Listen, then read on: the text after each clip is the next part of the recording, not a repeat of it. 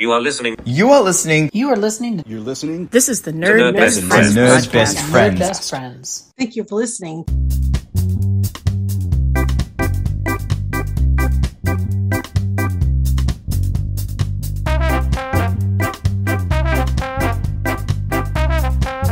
Welcome back, nerds. Thank you for listening to Nerd Best Friends. I'm Annalise here with my best friend, Rob. Hey, that's me, your best friend, your podcast host, and your guy who started a thing and finished a thing. This is the end of season 1. How you doing, Annalise?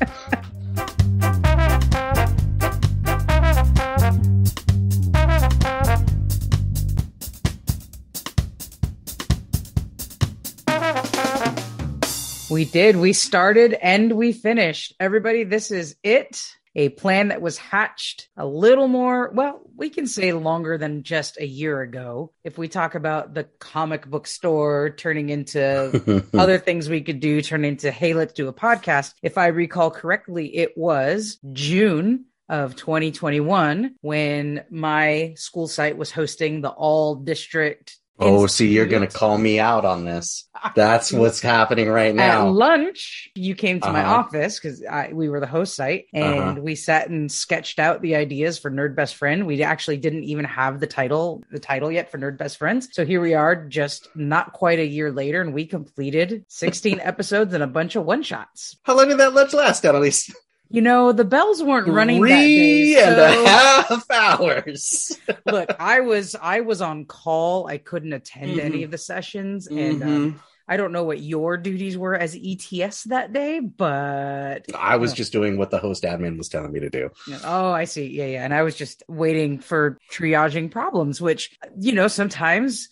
we're so good at setting stuff up, there are no problems. Hey, I'm very familiar with being on standby for problems. It was good. Like, I was thinking about it just the other day, actually, as we were putting up our notes for this episode about sitting out in the in the Greek theater area under the shade and just kind of jotting out on paper what we were thinking and the reasons why. And I was really thankful for you in that moment, because you've had a couple of podcasts that you've done, one professionally and one for fun, and maybe there's more that I don't know about, but no, just those two. You brought some good questions to the table. Like, yeah, we could do a podcast, but why? What is our purpose? What are we doing? And I think we have done a good job keeping to that purpose this first season. I think that would be a good thing to revisit this summer when we do our planning. Once again, what worked and what didn't, if that message or that mission statement has changed and those kinds of things, like a real professional thing. I mean, we're teachers, we're planners, we're going to backwards plan again, and we will definitely have that conversation. And I'm looking forward to it. To continue, for the final time this season, what is the craft beer of the episode?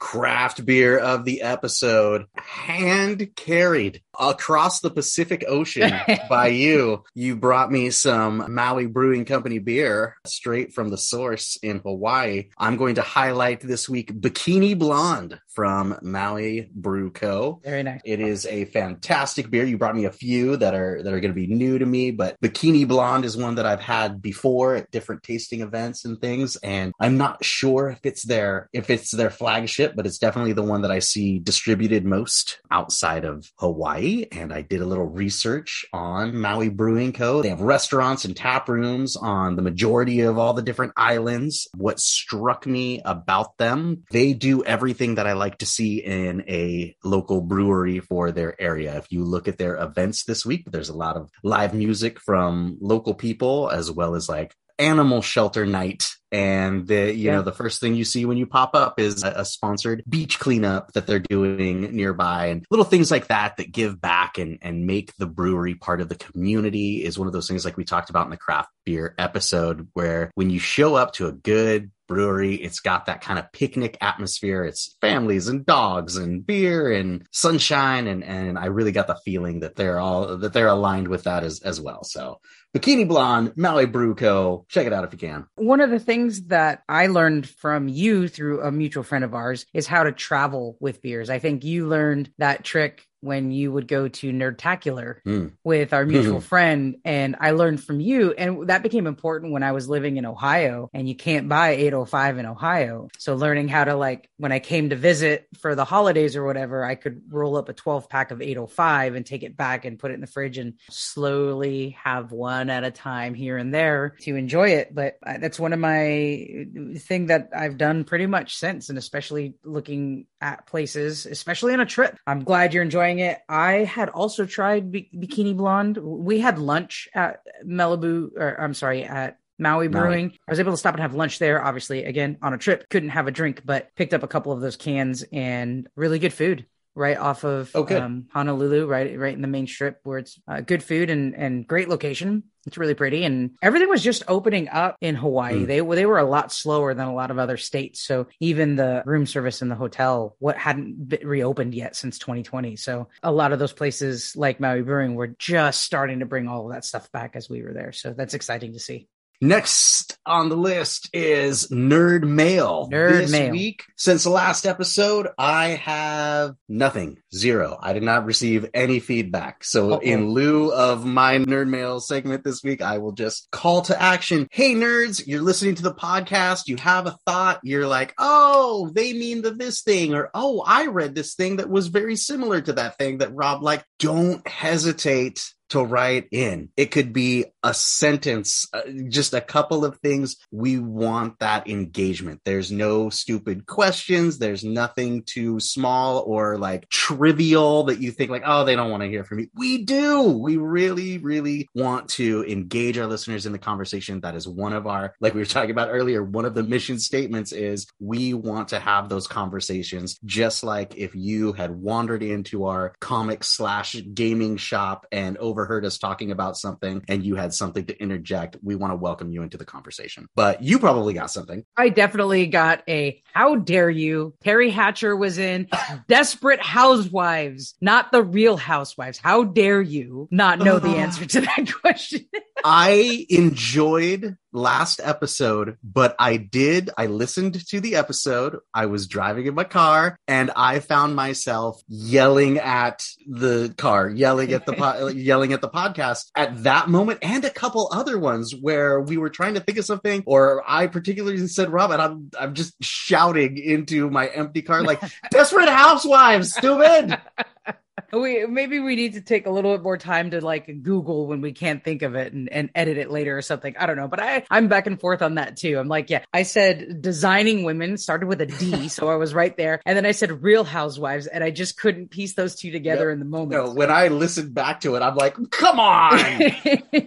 I love it. I love both sides of that coin, but definitely I got the how dare you on our Instagram. So it was Felicia Day was the other one. I Felicia mean, come Day. on, like in the hierarchy Not Sandra of nerds, right? Felicia Day is one of like our, like one of our queens. And I'm like, I don't know, Sandra Day O'Connor or something. Come on. And sorry, I would, if I had known anything about Arcane, I would have been able to say like, oh, you mean Felicia Day, duh. But I've never seen Arcane. I would have had no idea that's who you were referring to. Oh, we were talking about the guild at that. It doesn't matter. Oh, the guild. Yes, I'm sorry. There you go. It is fun. It is off the cuff, but I'm glad that listeners are paying attention. The how dare you is the best. And the call to action I appreciate as well. What our listeners may not know is that we're recording these sessions more closely together than we had any two episodes. So usually we have a little bit more time. Our listeners tend to not listen right away. We tend to get listeners over the course of the 2 weeks between episodes, and we get a lot of feedback before we record the newest one. So I think you have in your notes for this episode, can we please, for the love of God, get back on schedule? So that'll help with our listener mail too, and to continue to build and grow our audience, which has been happening this season. It's pretty exciting. But Desperate Housewives, Terry Hatcher. And by the way, I'm totally hooked on Lois and Clark, even though the acting is so bad. Finally, towards the end of the second season, they're getting into a little bit more canon of Superman. They introduced the red kryptonite, and they introduced the differences between the two. And they still haven't brought a lot of canon in terms of characters. The writing got a little bit better that second season. I'm almost at the end of the second season. Well, I don't know if I shared that we're going through Warner Brothers, or it's WB I don't know, whatever the channel, the Berlantiverse, all the DC shows with the Flash and Arrow and Oh yeah, so Batwoman and all that of was the those. Like, WB, and then it was the CPN, I think. CW, CW and something else. Yeah. So that was the yeah, W. That's what originated Buffy, and then WB went, and I think it went to yeah. CW for some times, and then I think CPN or something like that after. So that started with Smallville Yeah. and then rolled into, I want to say, you can make an argument that it started with the Flash in the 90s and then rolled into Smallville. And then I think there was Birds of Prey, and then it was Arrow, and then it was the Flash, and then it was Legends of Tomorrow, and then it was there's a million of them. And so we're slowly making our way through those strategically. Like we were talking about the other day, like sometimes you just need a list of, okay, there's 12 seasons of Smallville or whatever it is. Right. What are the 5 episodes each season that I need to watch so I can get the overall plot and see it from beginning to end? So we're making lists like that for all of those DC shows from Warner Brothers, and they are cheesy, but they get better. Every couple of years, you notice like an improvement in the CGI, in the acting, in the cinematography. They do get better, but oh boy, it's a labor of love, right? It's a great way to kind of learn about the DC universe and kind of have that experience, but oh boy, it's not great. I'd be interested in shorter watches of Smallville. I know as it was newer, you were a big fan of it. I just never had the time to get into it. And what's interesting, I think, about the Superman canon or the Superman family of shows, is Supergirl part of that? Supergirl was a show for a while, and that was apparently really good too. It's great. Yeah.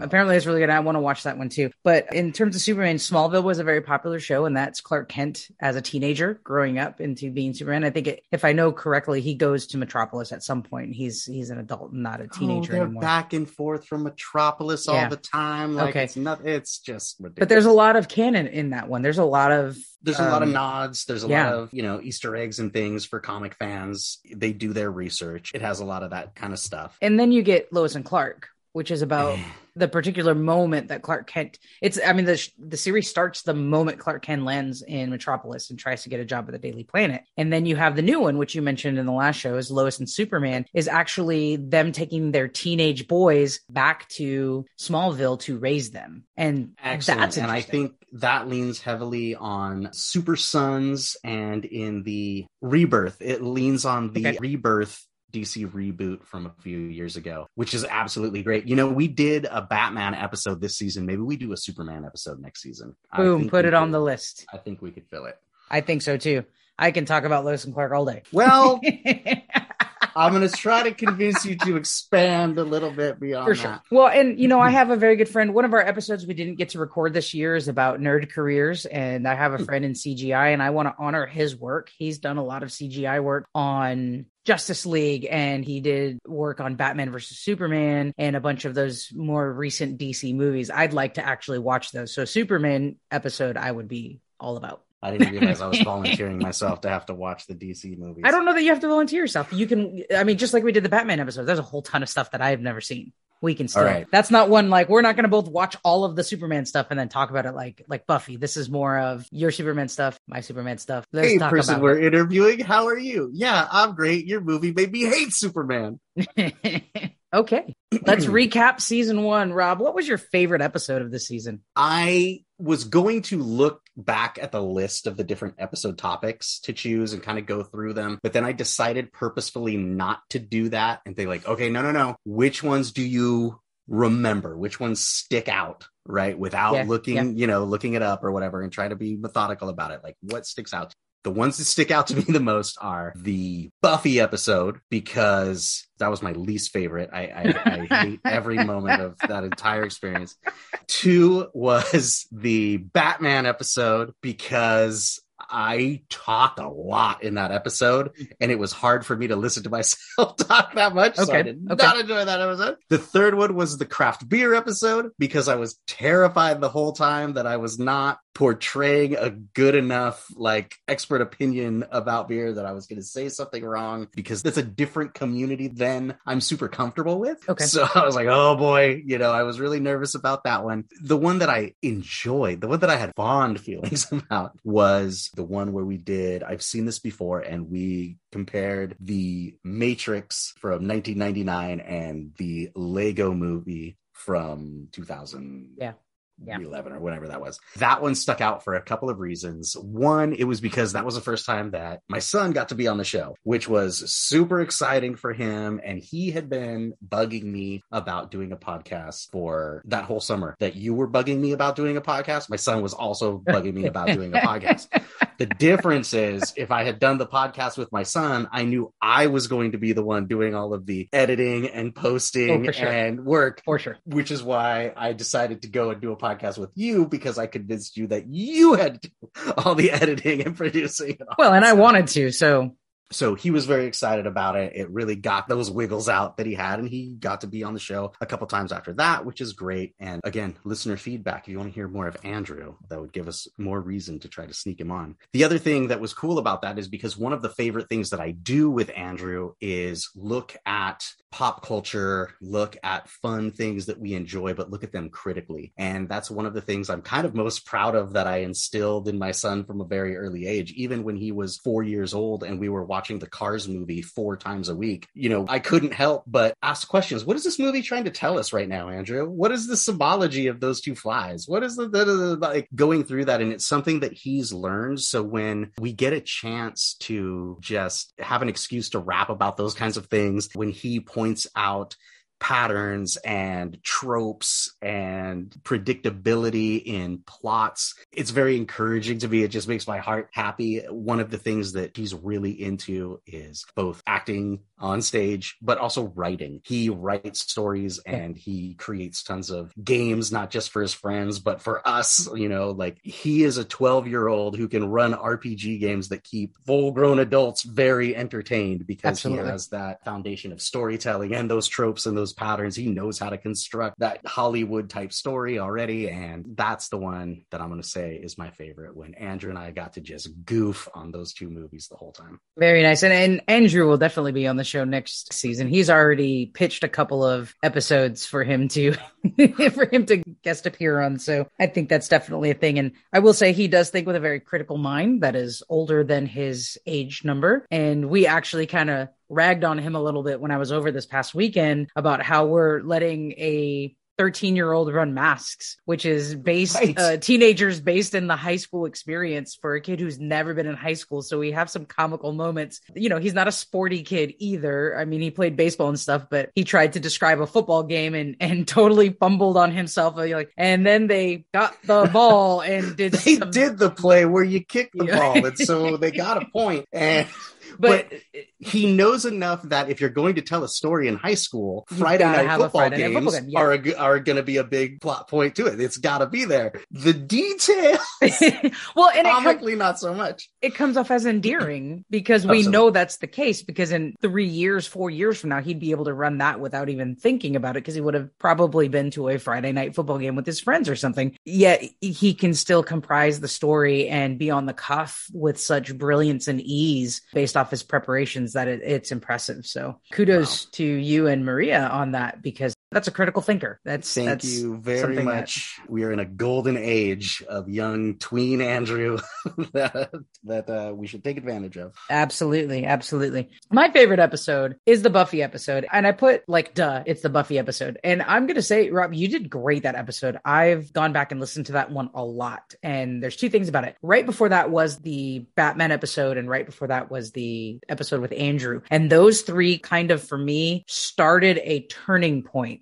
And when we hit Buffy, I think we really hit our stride as a podcast. We really hit our tempo together. We really had those few episodes that are about with some guests and some topics that we kind of cared about and we kind of thought about. But we get to these episodes. The movie episode with Andrew was a lot of fun. We get to the very technical Batman one, and I hear you saying, you talked a lot, so it's one of your least favorites, but you're also very knowledgeable about Batman, so it turned into a good conversation on my end. And to people listening who aren't as knowledgeable about Batman, there's a lot of stuff in there to take in. And then we get to the Buffy episode where those roles were reversed. That Buffy episode, we hit our stride. I don't want you to think that I hate the Buffy episode. No, I don't think you hate it. There. That's the episode that I did the most work for. That was the one where I really put in the work because I knew it was important to you and I wanted to do a good job. And I think we did, but maybe part of that turning point was the research part of it, right? I think maybe. the Batman one as well, like when you set up the document there, you asked some good questions that I was able to explore and go into detail about, because I guess I knew that I was going to be kind of carrying that one. Yeah. And then next, that Buffy one, I was like, oh boy, I got to be able to hang with this one. So I watched, man, did I watch a lot of hours of Buffy and get ready for that. But it makes sense that the podcast would maybe get a little better then, because I put more work into those episodes for sure. And for sure, if you look back on our docs, because we have a doc for every episode this season, we didn't have notes for everything until after those 2 episodes. And then there was basically a chart for every episode after. So even if we're like this one, not a lot of research. We both kind of just jotted in the chart real quick before we recorded. Yeah, but this is a much more freeform idea as well. Yeah.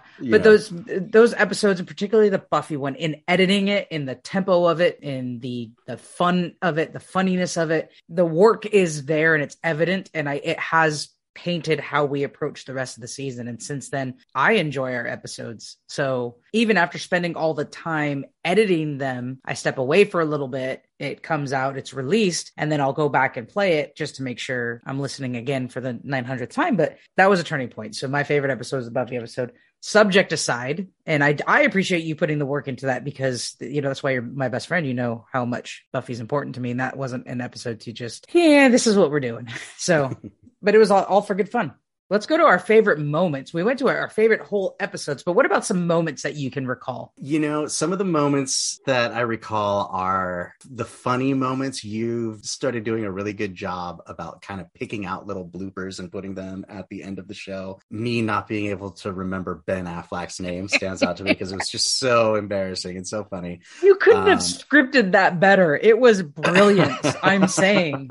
But I will say the best part of the show, the thing that I look forward to the most, is actually the listener feedback, like we talked about before. Sometimes I will get feedback, especially from people that we know that listen to the show, right? Our friends will listen to the show and they'll give feedback. And I am very appreciative of that feedback and those compliments, even though like I don't really know how to accept them very much, very well. Like, oh, we listened to this episode and blah, blah, blah, blah, blah. And I'm like, oh, sorry, I hope it wasn't bad. Thank you for listening. Right, yeah. So I think I come off as a little bit obtuse on those compliments, and I will try to do a better job. I like the listener feedback. I like when I see nice comments and likes on the Instagram posts, or when you bring the mail because you're monitoring the Gmail a little bit more than I am. I love seeing that stuff. So please join the conversation and become part of the group. So that's kind of my favorite thing about the show. What do you look back on as your favorite moment? We spend a lot of time, if we go back to that initial conversation when we were brainstorming,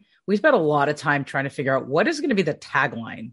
What's you're now listening to this podcast, right? Because we both threw out examples of ones that we listened to, what is going to be our thing? And what we thought up is so much fun. I have had a blast brainstorming, writing, recording, collecting our opening taglines for the episodes. And I'm looking forward to coming up with more and getting more people involved. Annalise, sometimes. What? We can put these two ideas together. Your favorite moments of the show are the snarky intros. My favorite things are when people send us stuff and write in. I was going to say that. Listener intros. That's exactly what I was going to say. Not only inviting listeners to possibly record an intro, but also just if they don't want to record one, to write one and offer one to us. The more snarky and insulting to our listeners, the better. That's another call to action. I would love to get more. Yes. If you want to write in your snarky comments, we can find some jokers to read it, or I can read it in a different voice. Or just if you want to take a voice memo on your phone and send it in as a little WAV file or MP4, whatever it is. Oh my gosh, that would delight me to no end. I would love that. Absolutely. Do it. I also liked the shift that we made a little bit later in the season of adding one-shots. Yes. Because I also think that helped change our conversations while we recorded the podcast, because we could say, you know what, let's make this part of one shot and then be able to expand on other stuff. So I liked the one shot. I want to do a handful of them over the summer. We're not going to just leave our listeners high and dry all summer. We'll throw some stuff out, continue to do that. But last time we did the what are you up to kind of episode, I think that would be a fun way to do those one shots during the summer. For sure. I enjoy talking about like what I'm excited about now, yes. Right? It kind of lends to that nerdy enthusiasm of what are you diving into? Yeah, let's just keep everybody up to date as we do. Absolutely. especially as some of our Kickstarters come and we start moving forward and all that Oh my stuff. gosh. You know what I just found out about like 40 minutes ago? What? You know the DC deck builder game? Like my Oh, penultimate, yeah. this is the best deck builder game in the world. Yes. It's the 10th anniversary of that game, and they have a Kickstarter that just launched right now. I haven't delved too far into it, but the new thing that's coming out is DC deck builder Injustice. So it's got all the cool Injustice art, and you're fighting like Superman is in the bad guy card and stuff. It looks really cool, but I think it's also going to be an opportunity to like get some of the older, original sets and games if you missed out on that. Oh boy. And it looks like there's like a big box. like there's nothing more exciting than a big box with little places to organize all the cards that can hold the original game and the 3 expansions and all the other stuff all in one place. Yeah, I'm in trouble. This is not good because I also enjoy that game, but I love Injustice. Oh my gosh. I've loved Injustice since my birthday, that we rented out that booth at the bar with the arcade and we are telling that story during the Superman episode next. Yes. Like that perfectly, Injustice fits perfectly into a Superman episode next season. That's no good. But yes, one shots, 100%. I put on favorite guests, and I think that's probably unfair to you because one of the guests is your son. Oh, you know what? I didn't even think of that. I was surprised it wasn't your answer. I thought maybe you're just being fair. No, I enjoyed having all our guests. I want to have more. I really enjoyed reconnecting with Michael. Yeah, we both chose Michael for favorite guest, probably for different reasons, but please continue. I just liked reconnecting with them, and it's nice for me. They feel like epilogues, right? I think I mentioned that with going back and marching with the USC band, 20 something years later after I graduated, with all these alumni from, 50 years of USC band alumni, that it kind of felt like an epilogue. People I hadn't seen in 20 years since I left college. And, what are you doing? What have you been doing since we left band in 1999? So that was kind of cool. And talking to Michael felt like that a little bit in the aftermath, a little bit of like, haven't really talked to that guy since maybe late teens, early 20s, and to hear all the great things that he's doing and to support and hear about his book, The Wisdom of Gunkles. If you've not picked it up, it's a good read, but that was a good one. And not reconnecting.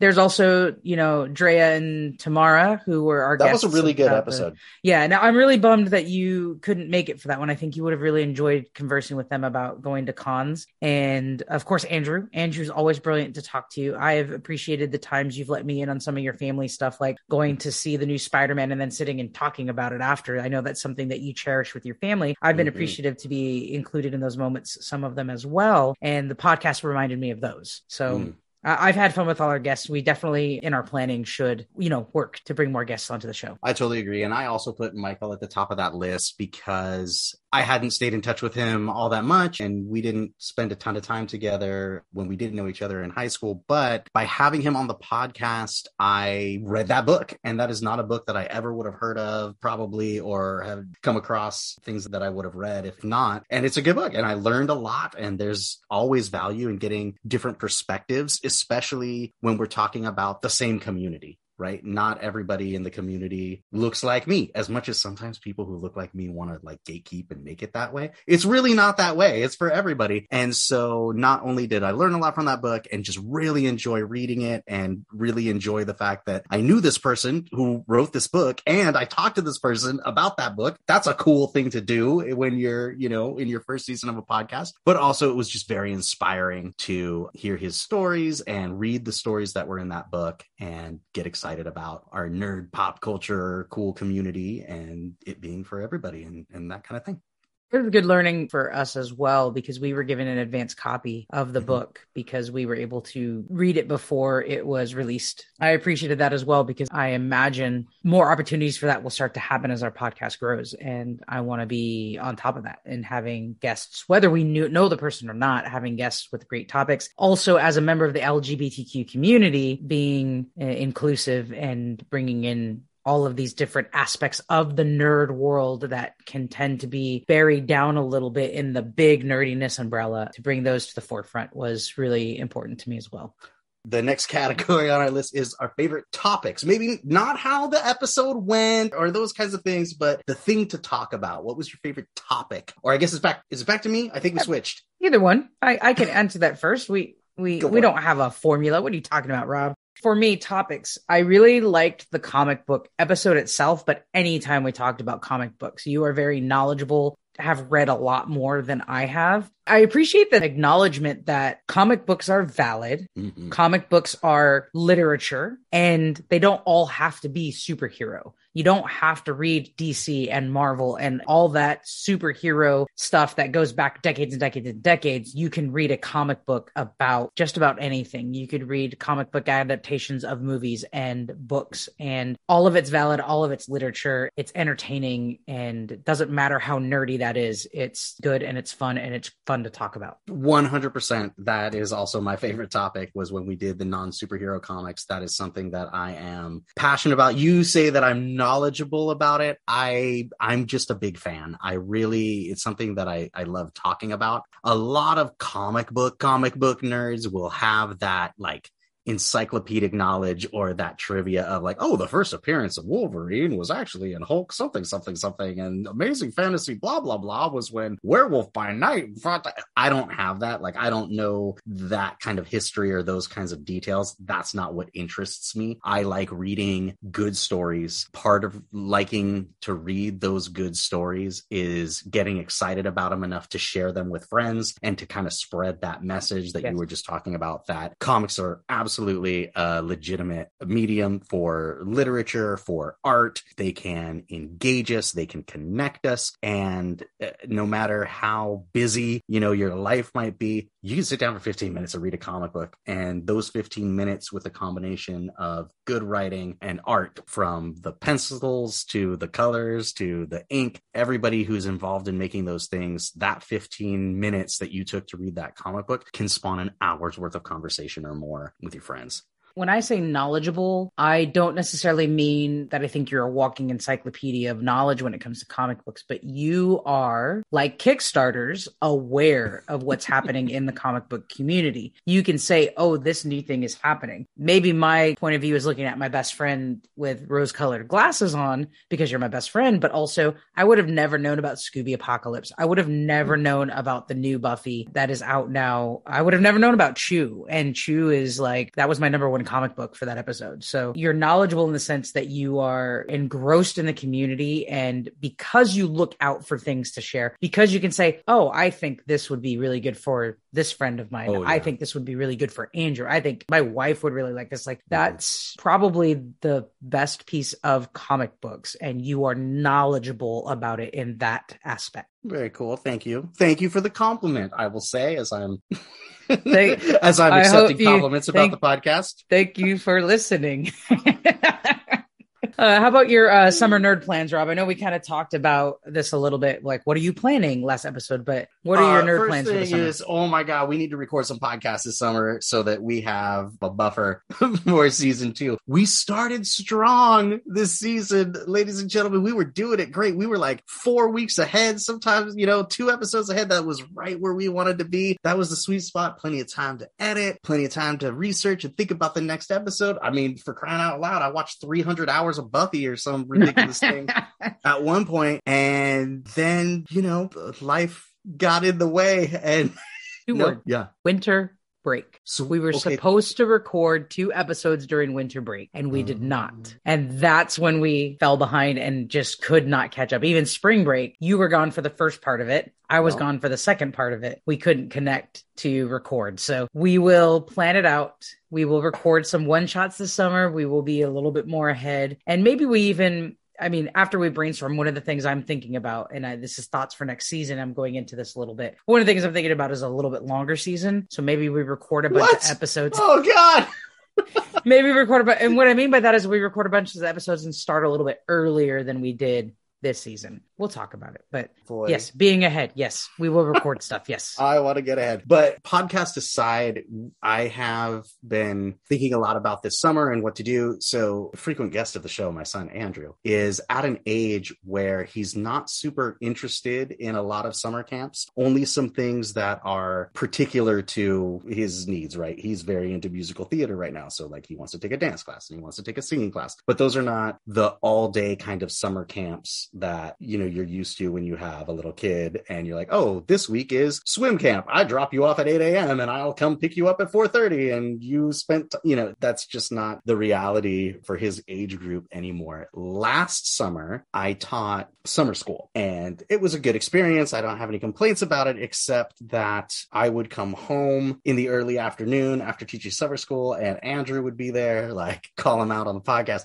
He'd be there on the couch playing video games. He hadn't got dressed. He hadn't taken a shower. He hadn't made his bed. I don't know if he ate anything. And if he did, it was probably junk food. It wasn't a good use of our time that we could have together where he's at that age. And as I've thought, you know, I think of this through all of the different milestones in parenting, you know, from when he was a toddler and then he was a kindergartner and then he was this and that. It's always like, he's at this stage right now that we're never going to get back again. How can I maximize it? Yeah. And I feel like those teenage years are coming soon where, you know, it's going to be cats in the cradle and the silver spoon, you know, can I borrow the car keys? And he's going to be off and, you know, gone all the time. Where right now he's 13 and he's interested in all this nerdy stuff. He wants to play D&D. He wants to play these board games. He wants to play Warhammer. He wants to do this stuff. So summer plans, nerd wise, is I'm just going to set up a schedule. I'm going to set up weekly themes. We're going to do board games and tabletop games and all kinds of stuff as much as we can this summer and not piddle away the time, but instead maximize it. And thanks to my super cool board game geek app, I'm keeping track of everything and all the plays and all that kind of stuff. And I will say, you know, I keep track of all the different games I play and who I play it with and all the stuff from the school app. I want to make sure that I say the name right. It is called BG Stats. I can see that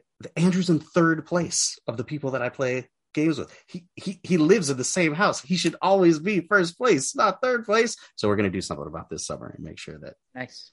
You know, he's in that top spot. What's the summer looking like for you? Like I mentioned last episode, I'm really looking for, as time gets closer and closer, I'm really looking forward to setting up my nerd room. Now that I have had a few solo games on Return to Dark Tower, I've never played solo games other than like solitaire on the computer and stuff like that, or computer, like video games, solo games. I am really excited to get wave 1 of Final Girl. I am really excited to open that up, set it all up and learn how to play it and just play every episode in series 1 before series 2 comes in December. Before we start the school year, I want to play every one. When is that scheduled to arrive? June. Oh, that's perfect. They're great. Okay. And it might be a little bit late. We know supply chain is still a thing, but they're not waiting to have to create the stuff and then, you know, proof it and then make it and then get a demo box to double check it. Like, because they already sold the first series, this is just a reprint. They're ordering a reprint and it's being made right now to go to ship. I am really excited to get it. June, even if it's July. July is even a better month for me to get it than June. So I'm really looking forward to that and solo gaming between Return to Dark Tower and Final Girl. By the way, for any listeners, I'm just going to kind of plug this a little bit. Return to Dark Tower has announced that they're going to do a second Kickstarter for anyone who missed his first one. Mm-hmm. And I didn't really realize how many people were connected to this game. It's become a thing. It was on an episode of South Park. It's being talked about in global media. It's such a thing. So they're going to do a secondary Kickstarter. And right now, Final Girl has opened up for late pledges. So if those two both sound good to you listeners, those are reopened for those purposes. Or the Return to Dark Tower, I think, is coming in a little bit, but they are going to do another Kickstarter. And they're also doing one, and maybe you can help me with this. It's a playbook. They're making it a little bit more Dungeons and Dragons. No, with this it's a playbook. What is it? RPG book. It's a full RPG setting, right? And that's what I mean. Like, they're making it more story-wise, like Dungeons and Dragons, where you have I think it's going to be a completely separate game. Like, you won't use the tower or the board, anything like that. Oh, you don't think so? What it looks like to me is it's an RPG set in the Dark Tower universe, right? So those characters that you play in the board game, those are going to be the archetypes for the characters that you build, and the different horde monsters that you're fighting in the board game, those are going to be the stat blocks for creatures that you might encounter in the adventures that they make for that RPG. That's a standalone game is what it looks like. Okay. I thought maybe it would use the board, and obviously maybe not the app or the tower itself, but use the board to, well, no, I might I think it's get going to be that a book. full-on RPG. Nice. Other than that, for me, summer nerd plans, maybe some nerd traveling. And what I mean by that is I do things like I collect Hard Rock pins. I've collected Hard Rock pins since I was 17 years old. So anywhere I travel, I make sure whether or not there's a Hard Rock in the area and I go pick up a pin. You know, there's a few out there within the United States I haven't been to. And I do plan travel around going and getting pins at places. I put on my 22 for 22 to attend one con. And I don't know what con that's going to be. And I don't know in what capacity or where, but you should one have con. told me. We could have gone to Adepticon like 2 weeks ago. To what con? Adepticon. It's like a tabletop miniatures. When we were trying to figure out what to do with that band camp money, I was like, let's go to a con. You're like, I'm old, grumpy man. I don't want to go to any cons. So I It's just, true, I am.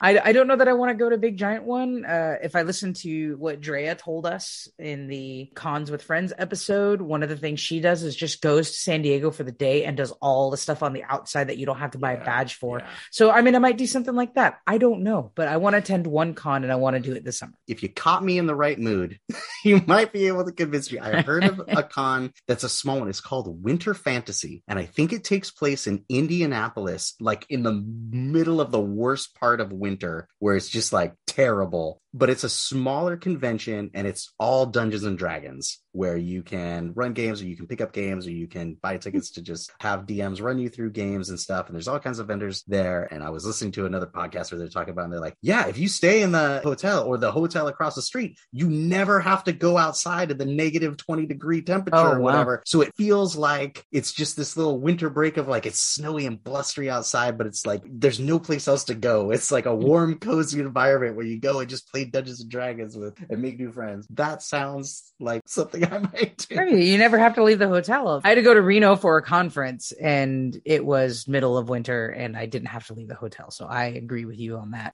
Is Nerdtacular not a thing anymore? Not in the way it was where they would rent out like the resort and that kind of stuff. Now they do it in Vegas, and it's like a weekend in Vegas that they do. Wow. I mean, it looks super fun. It's actually coming up in the next couple of weeks, and they're doing like the Pinball Hall of Fame, and they're doing a big like video game esport thing. Like, it looks cool, but I could never go to Las Vegas again in my entire life and be just fine. Okay, but no. The Pinball Hall of Fame. Yeah. Let me tell you. Mm-hmm. So it was this little teeny building that didn't have any air conditioning. They'd run big giant fans all the time. And because it was this little tiny old building, they could only have so many machines on at once because of the power usage and stuff like that. I don't know how much you know about the Pinball Hall of Fame, but it's run by this dude who doesn't care if he makes a profit. It's all donation. And he got enough donations to open this giant, beautiful pinball arcade building. It's close to the airport. It's huge. It's beautiful. We gotta go. I don't care if Nerdtacular is point. Seriously, that is a reason to go to Las Vegas. They have pinball machines from like, I don't know how early pinball machines were made, but like, you can't even believe the thing still works. And it's amazing. It's a lot of fun. And I am super impressed with the Pinball Hall of Fame. It's now on the boulevard close to the Welcome to Las Vegas sign. Huge parking lot, big, giant building, air conditioning. It's so much fun. It's a thing. I would travel to I have family still in Las Vegas. So you go to Las Vegas all the time. You've got connections to it. I'm like, that place is hot and expensive and I don't want to go anymore. Yeah, I have, I have family still there, and my partner has family. She's born and raised there, so her family's there and stuff like that. So I'll go back, and I like gambling. So I will save up and go gambling once in a while. And since I lived there for 9 years, I learned a lot of locals tricks to beat the heat if we have to go during the summer. So Pinball Hall of Fame, that's a thing. That's a nerdy travel. I would go to Las Vegas. I don't care. I'll see my family. We'll have breakfast. Anyone want to go to Pinball Hall of Fame? Because that's where I'm going. So So yeah. Well, maybe. Hey, Grumpy old man. Maybe I how can much, work something listen, out. grumpy old man, how much fun did you have when I planned our good ice tours? Oh, we had an amazing time. Okay. So trust me, if you want to do Pinball Hall of Fame, we can do a good ice tour / Pinball Hall of Fame. Like we could totally make it happen. So just keep that in mind. I suppose I trust you. I suppose it could be fun. I do love playing pinball. I'm not great at it, but one of the best surprises last summer when we went on our trip to Colorado was we found this random brewery as we were doing our brewery hopping. It was just in this huge warehouse full of pinball machines, and the beer was not great. The place was not air conditioned. It was hot. There were weird flies all over the place. But damned if I didn't have the best time at that place, because I just cashed out all the cash I had and played pinball the entire time, and it was really fun. I'm telling you right now, if we can find some dates in late July, late July, so hot. Just listen, just hear me out. That Maria can get off during the week, because that's going to be the key. Let's not go on a weekend when it's ridiculous. Go on a week. Everything's cheaper. I can get the timeshare. We'll good ice it up, hang out by the pool and be in the air conditioning and play we'll take a bunch of board games with us, and then go to the Pinball Hall of Fame in the evening when it's a little bit cooler. And I say a little bit because it's just cooler because the sun's not out, and just spend a bunch of money playing pinball, go back to the timeshare and dip in the pool, and then play more board games in the timeshare. If you want to do it, we can make it happen. We do have a lot of board games we could play. I guess we could also look and see if there's a summer con in Vegas that's cool with tabletop. And maybe something small. I don't necessarily need to see San Diego Comic Con, right? I don't need to see the big thing, but I want to go to one con and we'll find it. But Nerdy Travels, those are my plans.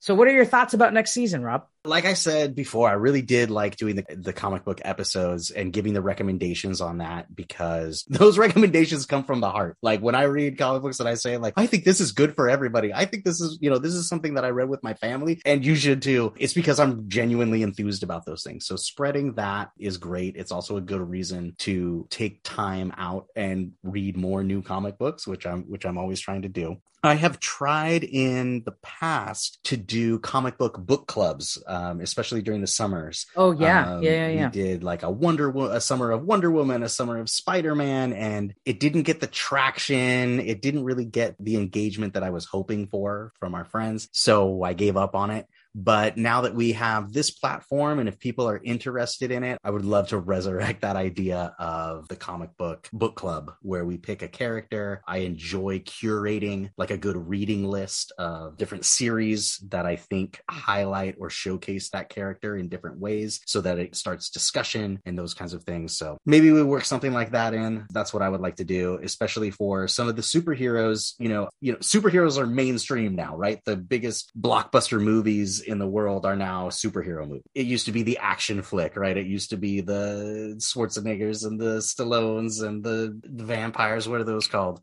Twilights.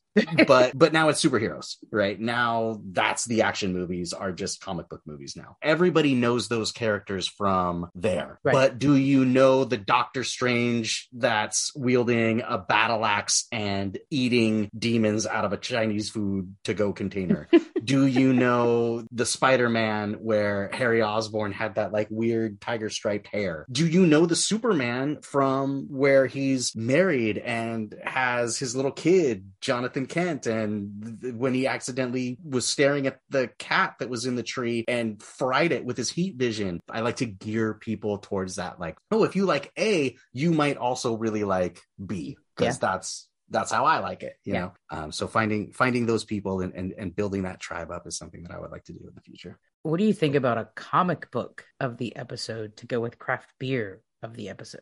I have thoughts on that whole introduction revamp thing. It might look different next season. Beautiful. I love it. Keep it for the brainstorm. All right. For me, I already mentioned more episodes, but what I mean by that is maybe starting a little bit earlier and adding one or two more, but not being crazy with it. I don't think we can do a weekly episode thing. We don't have the time. I don't have the time to edit that. No, unless this podcast starts making mad money, that's not going to happen. If we start making enough money that someone else can edit, we can absolutely record to our heart's desire and get someone else to edit it. But that's further down the line. That's somewhere around season 3 or 4, I project. And we're definitely going to utilize intern Joan, who have not been able to onboard onboard even yet because we've both been so busy. So once we So onboard, busy.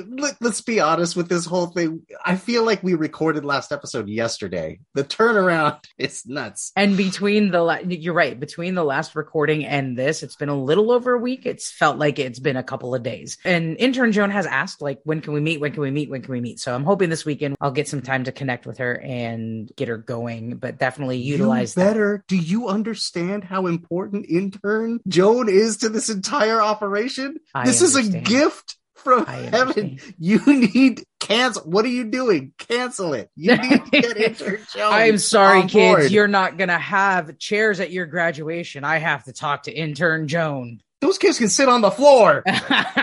But yes, I will. We'll onboard. It'll be fine. Don't worry. But next season, definitely utilizing her and the timeliness of having her help. And then we do need to think about either getting some gear to sell or something for subscriptions. We're not a very expensive podcast. Obviously, you and I aren't making money from this, and that's not our intention. But I would love to cover our cost. Right. So we'll, going into next season, coming up with ideas to help us at least cover our costs. So it's not coming out of a pocket. As fun as this is, for it to not come out of pocket. Even if that means we're going to have a band camp to do it, we can do it. But coming up with ideas to fund the podcast at its cost. I'm just over here biting my tongue at that comment. Moving on. What's the nerdiest thing?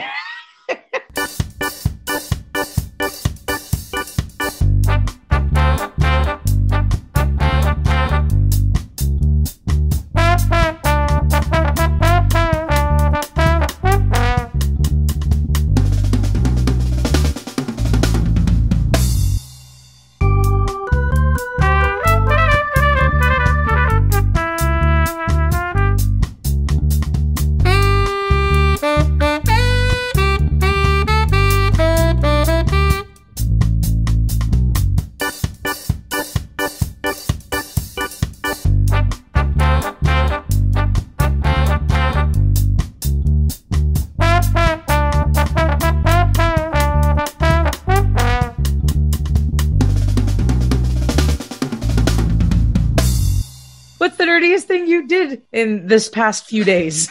I actually did something. The nerdiest thing I did this week was paint a gigazillion Dark Tower minis. Yeah, you did. For your board game. I don't know that I've ever painted that many minis in one weekend. I'm pretty impressed. I was determined. I stayed up late. The fun part about it, why it was so engaging, was because I wanted to come up with a system for each set of minis to speed paint. Like, I was looking at them and I was looking ahead and planning, like, what can I do to get that done fast? Of course, I still want it to look good, but like, we had talked the whole time about, like, all right, speed painting, make it simple, get it ready, play it now. That was what was the most fun about it. And that first tray is almost done. It will definitely be done. That first level, that first tray will definitely be done by this weekend. So crazy. I think you got a little bamboozled because the intention was to show me what to do. And I think you got super excited with the idea of how to speed paint that you're like, I'm just going to do it. I'm just going to do it. I also have that on my nerdiest thing this week is I painted my first minis and I really had a good time. So thank you for inviting me over for that. We had some food. The Dodger game was on. I totally get your vibe and what it means to you to be able to sit and relax and the paint game. minis. The nerd room is pretty chill, right? You got a nice table. You got the TV there. You got air conditioning going on. Yeah, it was Absolutely. all good.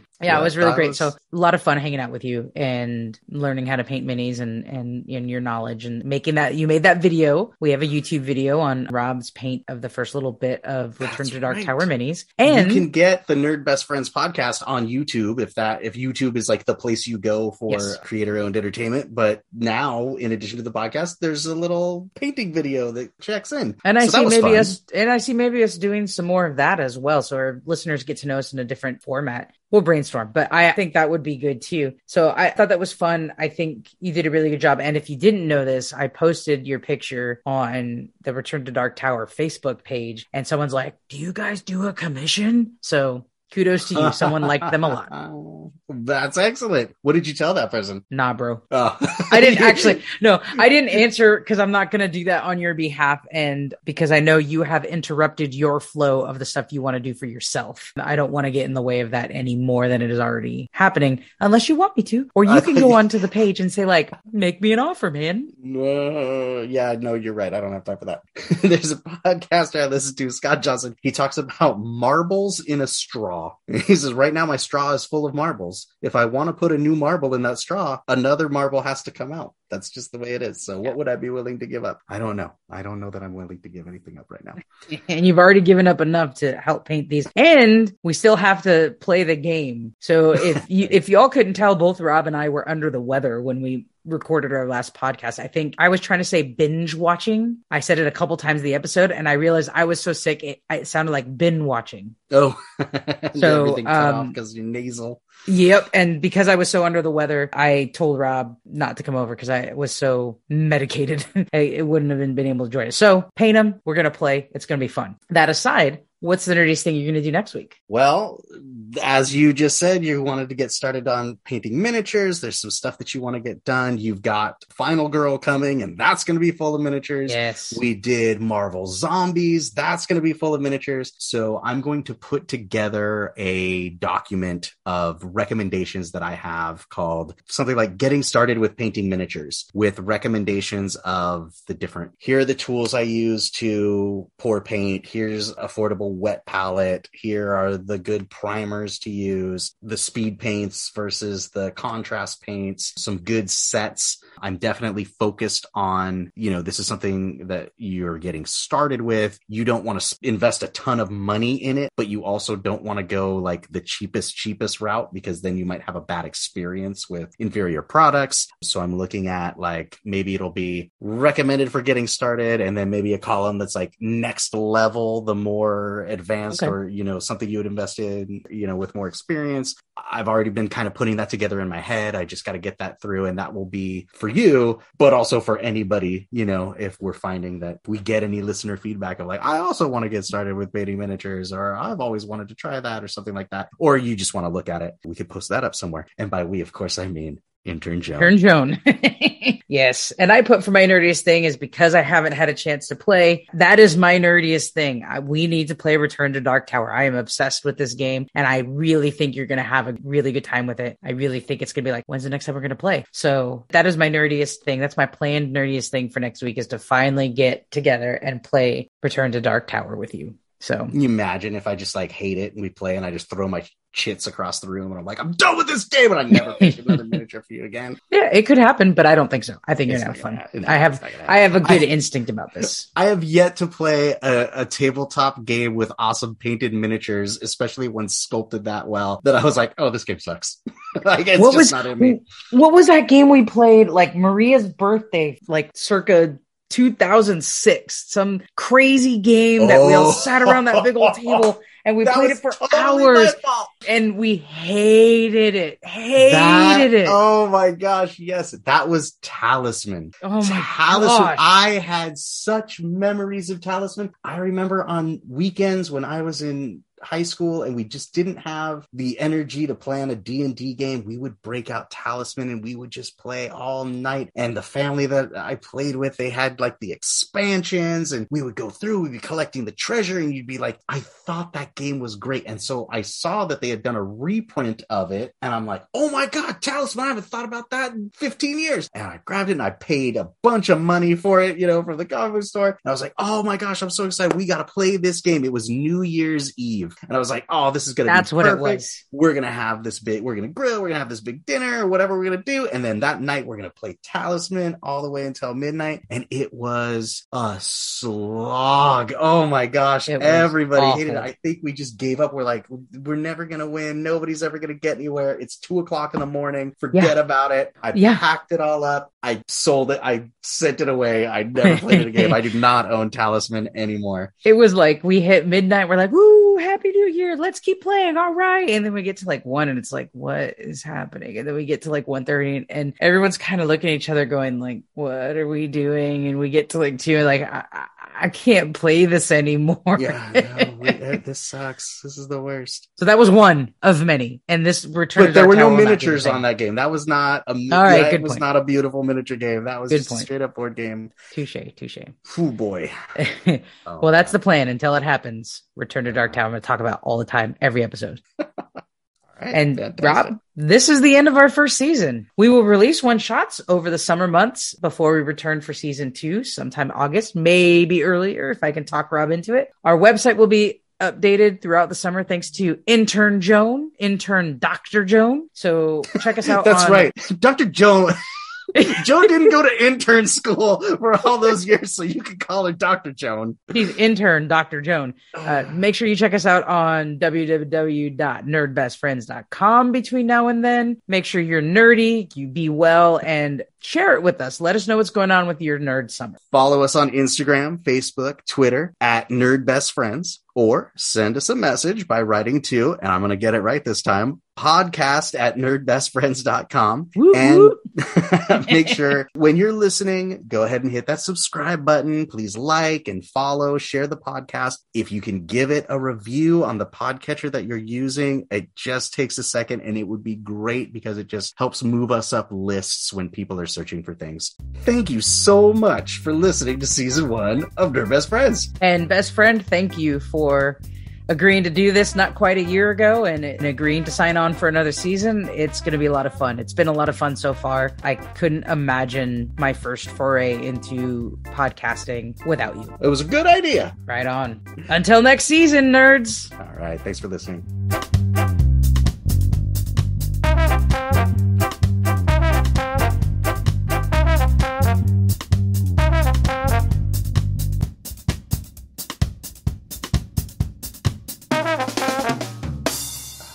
Here's one of those places where I'm going to be yelling at myself later because I can't. There we go. I rolled a 1 on self-promotion. Anyway, I love 1 is still good. Oh my gosh, has it been 20 years? Since when? It has been more than 20 years since I was in college. Sure, because you graduated college in 2000. Holy cow, yeah. So, all right. Jeez.